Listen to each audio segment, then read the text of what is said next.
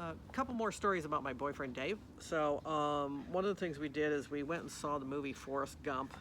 It came out when I was seeing him, and part of it was based in Vietnam because, and we got into it because it's like Dave was in Vietnam. He was a helicopter pilot in Vietnam, so he enjoyed it, and it was just a really good movie. It was a really good film. One of the lines in it was. It's I remember somebody saying something like "Viet fucking Nam," and it's like "Viet fucking Nam," It's like he was at the, it's like, oh, one of the guys, and Dave thought that was just hilarious. "Viet fucking Nam." So, and anyway, we really loved the movie, and it's like, and we didn't go to the movies very often, so so that it's like, so that was. I remember we also went and saw a movie called White Sands too. That was a pretty good movie, but like Forrest Gump was a great movie, and I'm glad we saw it together. So it was a memorable moment. There was let's see. Every evening he would go out to. He kept a log book of the weather where he lived in Ridgecrest. So when I would visit him in Ridgecrest, it's like I was there most weekends during the month. He kept track of the. He had a lot. Every night he would keep track of the weather, the temperatures and so on. And so he would always go out there and to the patio in the backyard and record and log the weather, what the weather was. It's like and I'm hoping those records are still around, because it's like, it's just kind of, like a habit he had.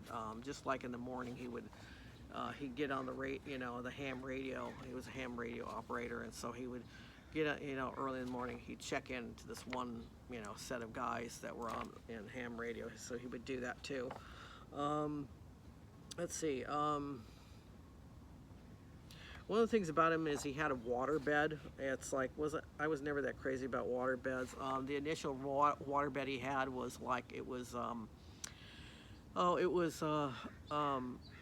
the older type, and it was like, it's like, so the whole thing was like water. It's like, so it's back and forth. He eventually got, another bed, where it's like just the middle part is like a water thing. That was much more comfortable. I was never that crazy about his waterbed.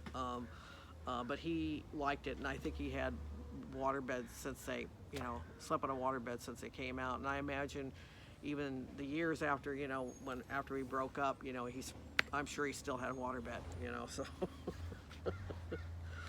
Let's see.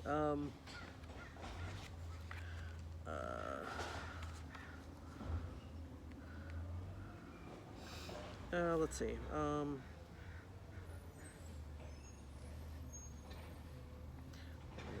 I'm trying to think of some others. It's like, talk about some of these other things because they're too long to talk about, and just just a short video here. I distinctly remember going one time we went up on a hill. There was going to be a big meteor shower. He was very big into astronomy, so I remember him. He was a eclipse chaser too. So. But we went up on a hill